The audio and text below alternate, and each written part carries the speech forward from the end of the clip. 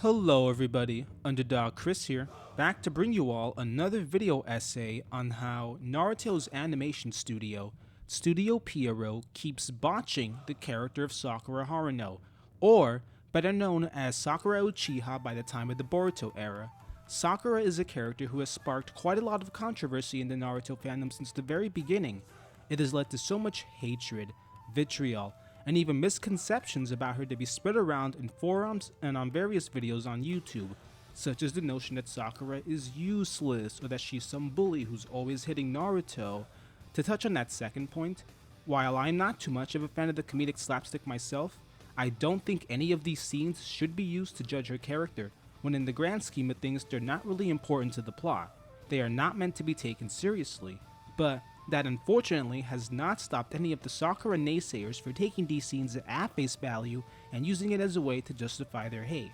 But I do agree that compared to the manga, the anime basically made the slapstick scenes a lot more frequent than they should have been, and I can totally understand to an extent how seeing them more often could be a bit annoying for some people. And as a fan of Sakura, it is a bit demoralizing that she still gets a lot of hate even to this very day. But it's unfortunately because of the way the anime staff has portrayed her, which I will get into more detail with soon.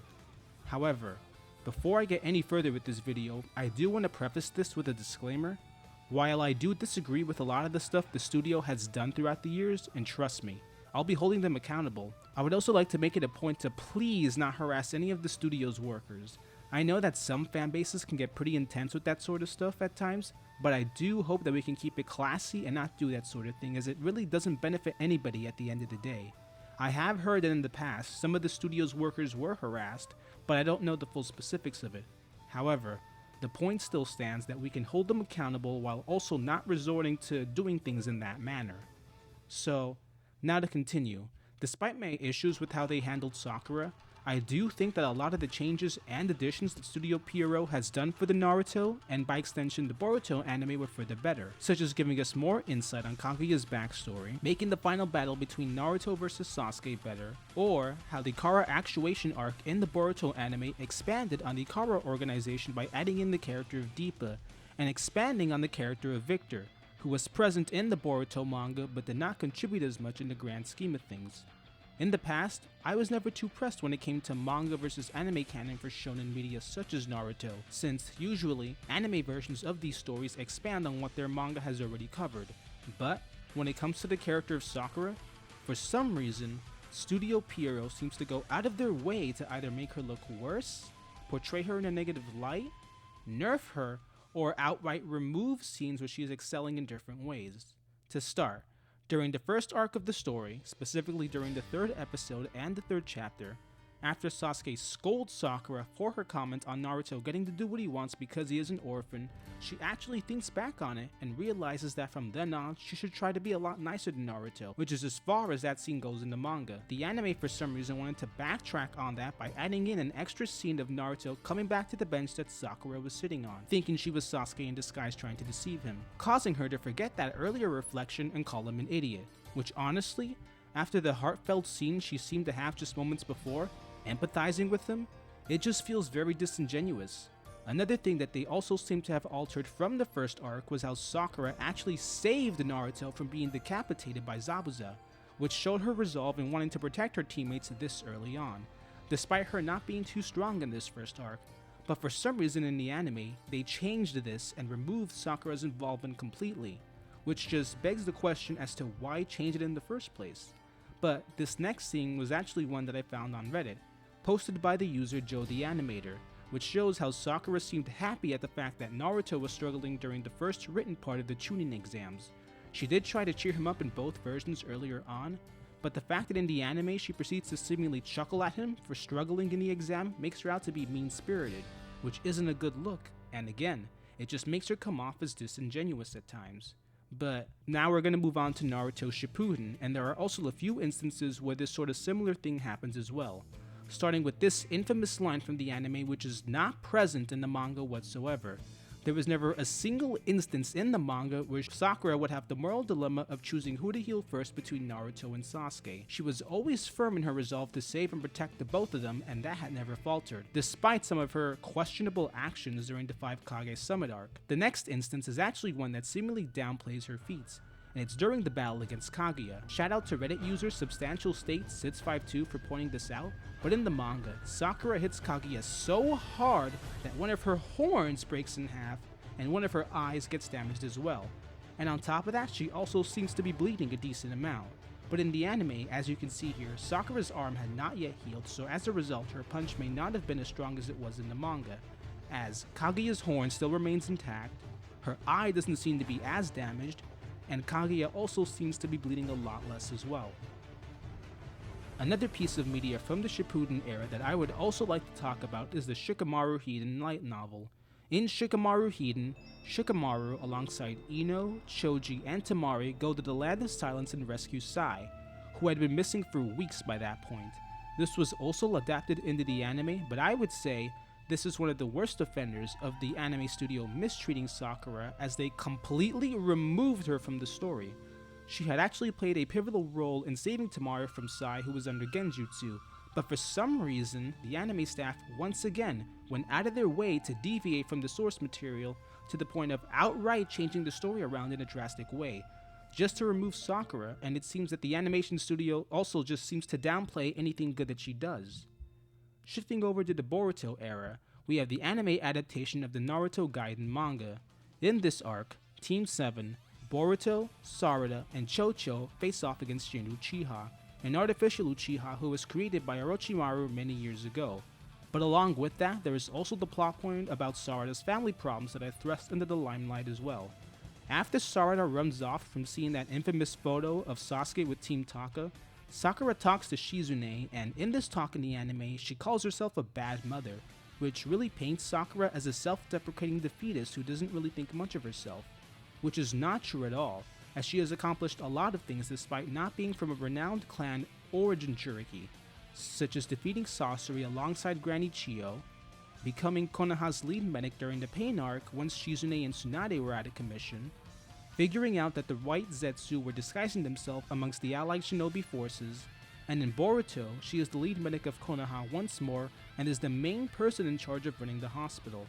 But what all this shows is that she's actually a very capable shinobi, but she is also not a bad mother either, as she's honestly done all that she could when it comes to raising Sarada, despite Sasuke being out of the village quite frequently. But this is due to him being on the lookout for anything related to the Otsutsuki clan or the Ikara organization, which is something else people seem to miss due to Studio Pierrot making it seem like Sasuke almost never touches base with his family, and that he just leaves on a whim, when the truth of the matter is that he is on high-level missions that only someone with his abilities can do. He's not just leaving Sakura behind for the sake of it, and actually does let her know more often in the manga and the light novels whenever he is going to go on a mission, which is actually another thing that I wanted to touch upon briefly. For some reason, the Boruto anime make it seem like Sasuke is a lot more distant and somewhat colder with his family than he really is. He doesn't seem to communicate as much with them in the anime as he does in the light novels and the manga, which then, as a result, also feeds into the narratives that you see right here on Screen Rant, such as Sasuke being a bad father who's never home and never lets his family know where he's at, or that he's also just a terrible husband. I'm not saying he's perfect, but I also think that the Uchiha family in Boruto were done a bit dirty by the anime staff due to the way they are portrayed. The last piece of Naruto media that I'll be touching upon in this video will be Sasuke Retsuden. I actually remembered when the anime adaptation for this particular novel was first announced. I saw that a lot of people all over the internet were pretty skeptical of it. I tried being optimistic about it, and having not read the novel, nor the current manga adaptation that was coming out at the time, I actually enjoyed it for what it was, despite it being a short 5-episode stint with an ongoing manga at the time. I didn't mind it. That was until recently, when I actually read the manga adaptation and realized that for the most part, that not only did the anime seem to gloss over a lot of things that were covered in both the manga and the novel, but they also seemed to alter certain scenes as well. One ridiculous change was this scene right here, when Sakura is luring Gigi, the twist villain of the Sasuke Retsuden story, into a trap. For some odd reason, the anime added in this extra thing about Sakura suffering a side effect from a serum that she used earlier, causing her to be paralyzed, which as a result, as you can see here, portrays her as this helpless damsel in distress despite having trapped Gigi, making the situation a lot more dire than it had to be for the sake of adding more drama. Whereas in the manga and the novel, no such thing happens. There is no paralysis side effect from any serum, and Sakura practically had Gigi in the palm of her hand the whole time. She was calm and collected throughout the whole thing and showed quite a lot of confidence as well. There is also this scene towards the end of the Sasuke Retsuden story, where a remaining dinosaur is still on the loose. In the anime, as the revival jutsu was being undone, the dinosaur seemed to be going for an unsuspecting Sakura, which then prompts Gigi to jump to her defense and take the blow for her, which again, puts her in that sort of situation where she is always needing to be saved, when that's not how things went down in the original source material. In the manga and the novel, this scene actually played out for a bit longer and a lot differently, so that one dinosaur is still behind Sakura as the jutsu is getting undone, but she fends it off with a punch to the jaw initially, though it is a little ambiguous as to whether or not it was actually going for her at first, because on the next page of the manga, it actually goes past her and past Sasuke to attack Gigi as a way of getting back at him, as he was the one who cast the jutsu that revived the dinosaurs in the first place. Something similar also happens in the light novel as well, as you can see here. But despite all of these weird changes and looking past them, I do still believe that the Boruto anime is better at telling its story than the manga, which just gets to point A to point B with not as much build up to things, which could be another topic for another day. So, in conclusion, some of these changes may seem like no big deal at first, but it is stuff like this that builds up and feeds into these endless bad narratives about Sakura that people to this day still keep spreading.